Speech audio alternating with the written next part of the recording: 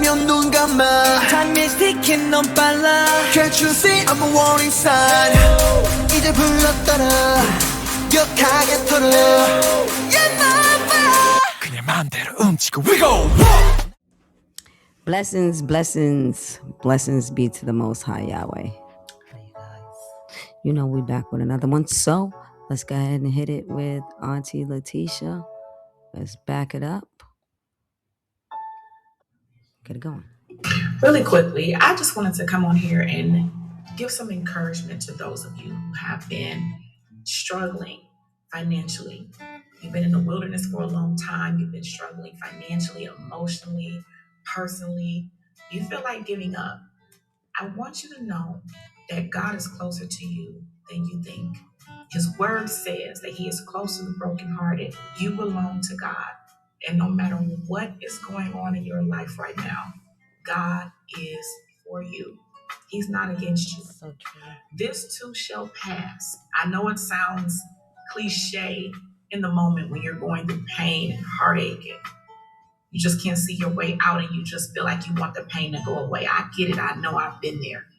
But I'm telling you, if you just hold on a little longer and watch what God will do for you, he will turn your situation around. And you'll look back on this time, this moment right here, the moment that you felt like giving up, the moment that you thought it was just too late for you, the moment that you just felt so tired that you couldn't keep going. You'll look back on this moment and say, Lord, I thank you. I can't believe how sweet my life is. That's the thing about God. He takes the bitter and he makes it sweet. And once he does that for you, you're never the same again. You don't go through trials the same again. You don't look at trauma the same again. You have a different perspective, a God perspective, because now you see everything through the lens of God. You see everything as a lesson. And you see everything as a setup or a comeback. God specializes in bringing his children justice and rewarding them for all of their sufferings. So I'm telling you today, hold on. Don't give up. It's not over. Hold on. It's just beginning. Watch God blow your mind in a very good way.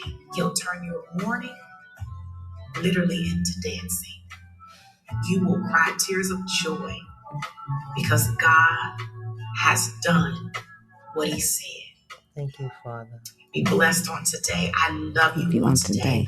God loves you so much more. Be encouraged. Everything will work out in your favor. Yes. Let's pause that. Let's pause that. I can't be in the world. What you got for I Letitia? love what you said. Hold on. Yes. Just hold on. Don't give up. Don't. Don't give up. He's always there. He's there. All right. I think she said it perfect. I don't really want to add nothing to it. She said it perfect. Yeah, Okay. And say that the world has overcome me. I'm in it, but I'm not of it. I'm in it, but my spirit is not the spirit of the world. The world is totally materialistic. I'm in the world. I need material, but material things are not the object, the exclusive object of my aim and purpose for life. I'm in the world. This world will make you think that every blessing has to be. Do we get that? Wow. That we're in the world, but we don't have to be of it. I love that. It's like that scripture that you always say. Do not conform to the be transformed by the renewal of your mind. There you go. There you go. Right? So I mean, of course we need money, we need materialistic things, we need clothes, we want to look nice. Right. But we don't have to make that our purpose, our daily purpose and aim. I agree. Society has lost focus. We've got so, self-lost, obsessed with materialism. True. Facts. So just one thing to think about. So you end up taking for granted the gift of life, family, health, and peace of mind. Hear these words now. True richness lies in what can't be brought, but only felt. You text me when you have time. I text you as soon as I see your message. That right there, that's the difference between us. For me, it's not just about replying, it's about showing that I care. It's about showing that you matter enough for me to make you a priority.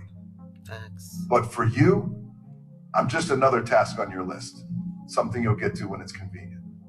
And let me tell you something I've realized: love, effort, attention, those things can't be forced. They've got to come naturally.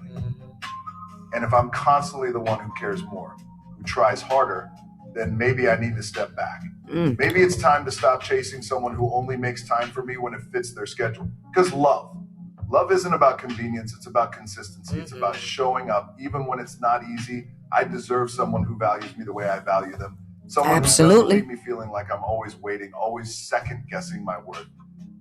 So if you only text me when you've got time, then maybe it's time I stop replying. Because at the end of the day, I'm not just someone's afterthought. I'm worth more than that. Hello.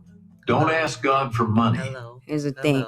I used to always say, you know, there's things that are priceless, right? And integrity, truthfulness, honesty, loyalty. Those are things that can't be paid for. Trust. Yep. You know? They're priceless indeed. Time. Many people take it for granted. Time. You being authentic with people and people being phony. Phony. Oh, and I think we are a little bit too old to be phony. For real. In this day and age, we too old to be phony. Facts. You know? Just be real. Be real with yourself. Be real with yourself. I love that. Be real with yourself. Ask him for 5 things. First, wisdom. Because when you know how to act, opportunities appear and money starts chasing you. Second, purpose. A dream so big it keeps you standing, even when everything seems lost. Third, his blessing. Because one door opened by God is worth more than 1,000 opened by men. Fourth, the right people. Not everyone who comes into your life is there to help, but when God sends someone, everything changes. And fifth, strategy. Because without a plan, not even the strongest faith will know where to go. Don't ask for material things. Ask for wisdom, purpose, and direction.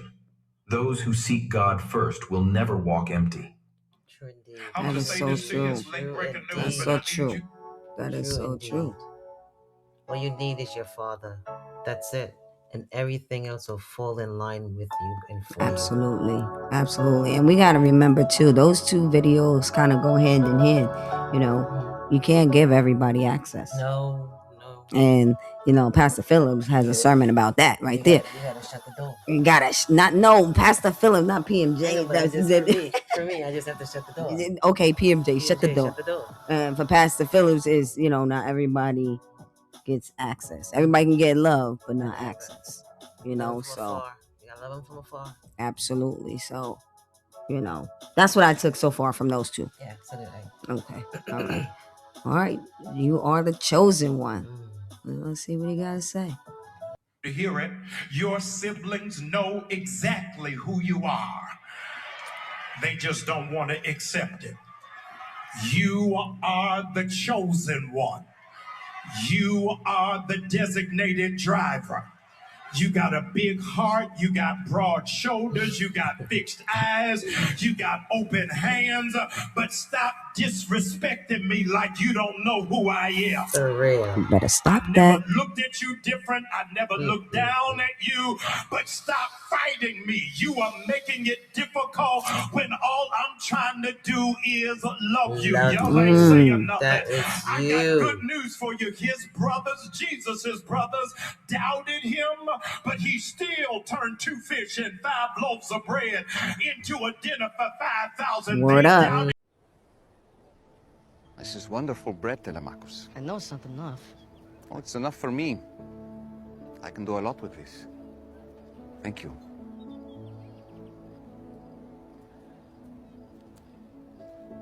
Blessed are you, Lord our God, King of the universe, who brings forth bread from the earth. Did they find some bread?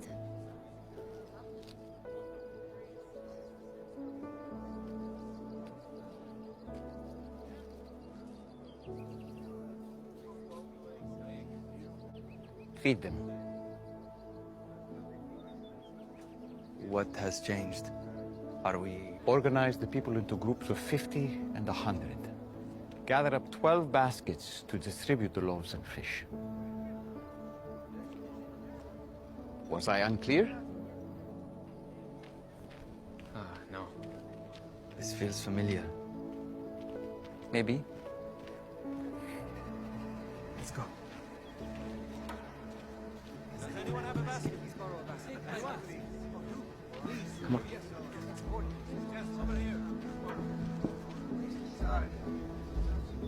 Feed them. Yes. Anyone have a basket?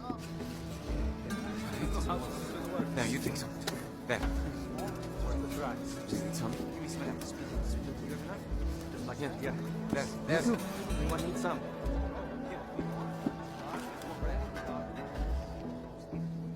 It's better than the tail. That's the last of it. Yeah, that's the last of it. All right. Marcus, you can have your basket back.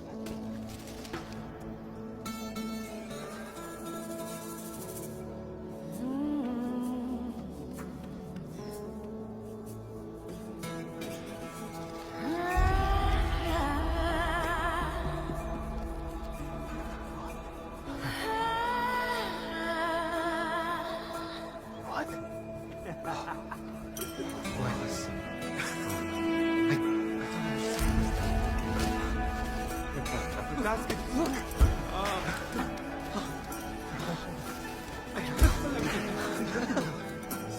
Is your basket full? You see this? You see all this?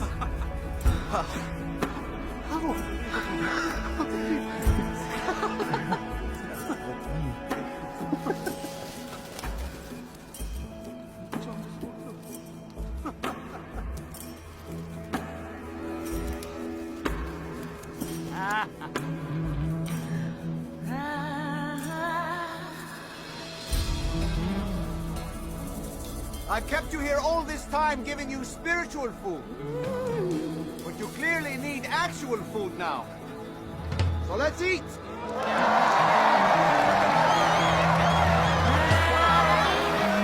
Him, and he still made the blind see. They doubted him, and the woman with the issue of blood still got healed. I want to tell somebody, even if your family doubts you, it ain't gonna stop the glory of God that Hallelujah. is on you. You still gonna make something out of yourself. Thank you. Whether Absolutely. they like it or not. Come Hello. on, Maya Angelou. You may write me down in history with your bitter, twisted lie, but still like dust, I rise. I rise. I rise. Look at your neighbor. Tell them they can doubt you, but it won't stop you. Nice. God's chosen ones never go to church, and before you gasp, before you judge, you better ask yourself what church you're even talking about. Because if you think God's elect are defined by pews, programs, and potlucks, you've already missed the gospel. I'm not here to entertain you. I'm not here to make you feel better about your lukewarm walk. I'm here to tell you the truth.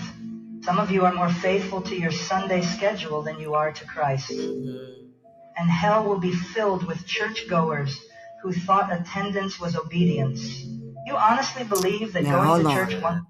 Now that's So true. sad, but that's so true. And So I know that there's some sermons out there. I don't mean to keep bringing up Pastor Phillips because he does have a sermon out there, and I think it kind of made a lot of people upset. As far as, you know, people only going to church on a Sunday, only want to give thanks and praise on a Sunday. And Monday through Saturday, they do whatever they want. They don't even get on their knees to pray. So, I mean, you got people that's sitting up in there and, you know, they are not of Yahweh. They're not. No. So, it's a theater. Ooh, It's a theater. putting on a show. Okay. or twice a week somehow makes you right with God? Do you really think the Almighty looks down from his throne and is impressed that you put on a suit, walked into a building, and sang 3 songs before checking your phone during the sermon? Let me tell you something that will shatter every shallow assumption you've been clinging to. God is not fooled by your routine. God is not mocked by your ritual. And God is not glorified by your attendance. He demands your obedience. We are living in an age of religious deception where millions have been inoculated against the true gospel by watered-down sermons, emotional music, and the lie that going to church equals knowing Christ. Facts. You sit in a pew. You nod at the sermon. You close your eyes during the prayer, but you leave unchanged. Why? Because your heart is still dead in sin. You're not a follower of Jesus. You're a fan of religious culture. The Pharisees went to synagogue, they tithed, they fasted, they knew the scriptures better than most pastors today, and yet Jesus said to them, "You are of your father the devil." Why? Because their hearts were unrepentant. They loved the appearance of holiness, not the reality of it. They clung to the structure but rejected the spirit. They worshipped God with their lips, but their hearts were far. Wait a minute. Time out. Make me want to go back on that one right there. Time out. Love the appearance of it. They're not followers, they're fans. That one was a deep one. I'm going to use that one. Ooh, so many people we know go to church. So true with this lady. And they're not even true in their heart. Not even true in their heart. They're just putting on putting on a show. A theater. And pandering to the world as if they're Christians. Or true believers. And or truly of the righteous way. When they out there, we're all of sin. And as she said, you pick up your phone in the middle of service. Oh. Right there, disrespect. In times when I used to go to church, I didn't have a phone. That was so long ago, but yeah. Currently, people go to church in the middle of sermon, they pick out their phone. Yeah, for real. About to take phone calls, like what? And now, like, how disrespectful is that? For real, I mean, people should know that you are already in service during that time, and if they calling you during that time, then it should really be an emergency. Now, just think, how many times have you picked up your phone in the middle of a service? In the middle of a prayer. In the middle of a prayer. Ooh. How do you think that's disrespectful? Like, really think about that. Sound familiar? It is a terrifying truth that many of you have more confidence in your weekly attendance than in the finished work of Christ. You think that showing up on Sunday makes up for the rest of the week you spend in compromise. You believe that because your name is on a church roll, it's written in the Lamb's Book of Life, you are trusting in your religion, not in the Redeemer. And that trust will damn you. Let me say it plainly. The true Christian life is not 1 hour on a Sunday. It is a complete surrender of every part of your being to the Lordship of Jesus Christ. It is the daily crucifixion of self. It is holiness in secret, not performance in public. It is not about what you do in a building. It's about who you are when no one is watching. Oh my goodness. Powerful video, Cherry. Over inheritance. What's the difference? Well, inheritance is just leaving them stuff, leaving them money. This is what the whole financial world is trying to get you to think. Yeah. Your job is to die with assets to take care of them. That's what you should define as love. And I'm like, no. 90% of generational wealth transfer, gone by the grandkids. Really? Gone. What people don't study, because I'm a 7 million families, this is my world. I wanted to know what was underneath that. Okay, what happens if you just pass on a bunch of money and assets and homes and stuff because you love your kids and you want to take care of your grandkids? What happens if you pass on money to kids or grandkids that don't understand money? That's right. If they don't understand it, you get a whole host of nightmares. Mental health. It becomes poison. True. Imposter syndrome. I didn't earn this. I know I didn't earn this. Affluenza. Lottery ticket. Why does everyone that wins lotteries go crazy and go broke? They end up giving it all or in bad investments. They don't know how to manage it. They don't know how to create value in the world. They don't have the right relationship to it. And then there's mental health, violence, addiction, estrangement of kids. So many breaks in relationships, divorce, destruction. No diamond ring can give me my value. No. That's pretty loud right there. But that is so true. It's true. If you don't teach your children or your grandchildren on how to strategize with finances, then they'll never know.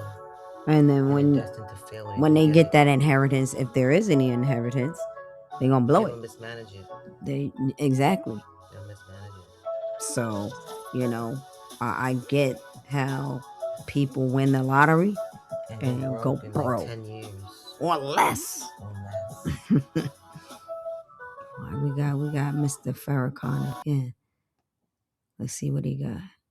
Rolex watch can give me my value. No damn alligator shoes can give me my value. No mink stone can give you your value. No long braid sister can give you your value. No wig can give you your value. If you ain't got no hair, you got value. If you don't have the biggest bosom in the world, you got value. If you don't have the prettiest legs in the world, you got value. God didn't say he was making legs. He was making bosom. He made a man. And then he made a woman. Get those that handle the money. Again, we just had a couple of videos. Again, if it's mismanaged, if you're not taught properly, then I agree with that. That's what I was just gonna say. But when it's handled properly, you can do so much positive and good with it. Absolutely. And it's all about, like I said earlier, mismanagement. So yeah. Thank you, Charlie. We agree to disagree to agree. All right. Work hard. Those times when you don't feel like working, you're too tired, you don't want to push yourself, but you do it anyway. That is actually the dream. That's the dream. It's not the destination, it's the journey. And if you guys can understand that, then what you'll see happen is that you won't accomplish your dreams. Your dreams won't come true. Something greater will. I'm a win wherever I go. Wherever I go, I'm a win. I don't care where I go. I don't give a damn what team I go to. I'm a win. I'm a win regardless. It don't matter. It don't matter. You talk about making your teammates better, I'm gonna make them better. Wherever I go, I'm a win. Just like they named me the MVP, that's what I am. That's what I always felt like I was. I've been in this league for 6 years. I felt like I was the MVP for 6 years. It ain't about just Allen Iverson. Now, hold on. Right? Now, look at what he said there. Both, rest in peace to Kobe. How Kobe takes it and how Allen takes it. But they're both winning. They both had that Mamba mentality. Kobe with his journey. You know, to him, winning is the journey, getting there, the process. Right? And here you got Allen. Wherever he go, he's winning because true, you have that man. You're winning. Everything you do, you're winning. And even though he never won a championship, he still won. He still won. He's still MVP. He accomplished a lot. He still had the camaraderie amongst legends, you know, to this day. You know what I'm saying? He made it. If y'all don't know his story, look at his story. He's got a really amazing story. Really He's like that rose that grew out of the concrete. Right? He won. He's winning. You see what I'm saying? Wherever he goes, he's winning. Look where he came from. And that's how sometimes we got to look at ourselves, you know? Yeah, and above all, Allen is the groundbreaker in the league. True, but... He paved the way in so many ways. True. And off the court. That's true. That's true. We have to look at ourselves. I'm just saying, to apply that to ourselves, we got to look at ourselves, you know, just the same way that he did. Everything you do, you should look like you're winning. I agree. Apply yourself, and you're going to get the results that you put into it. I mean, like Kobe said, the journey, man. You gotta enjoy the journey. Gotta enjoy the just journey. Can't focus on destination. You gotta enjoy the walk. Absolutely. You gotta enjoy the walk. All right, we got our boy, PMJ. Mike Jr.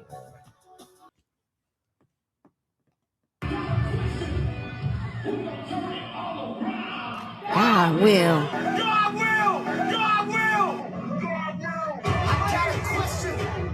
Who gon' turn it all around? God will. Who gon' come come and heal me. God will. Lost, who gon' come and Find me. God will. Down, who gon' come and lift me. God will. I ain't never had a season where he didn't come through. Even when I ran away, he was who I run to. Praying that he bless you, not just you, your whole crew. Uh-oh. Hit it with the flight of the bumblebee. Who gon' come through? Tell him God will. Yeah. He will come through. Everything in your life, he'll come through.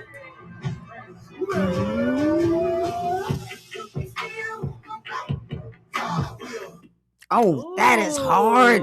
Oh my goodness. Oh my goodness. Let's just pause that. Fire. PMJ. Y'all need to check that out. I love that music. Absolutely. Well, y'all know we hit it to the end on this one. Again, you know, you got to know your worth. And your worth is more than materialistic things, and your value is more than a dollar sign. I agree. And as Letitia said earlier, no matter what you're going through, God's got you. Always. He's right there. Pull through. Started with her and look, she's back on the screen. And all right.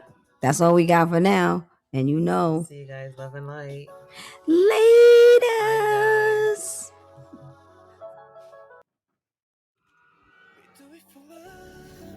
It's a matter forever.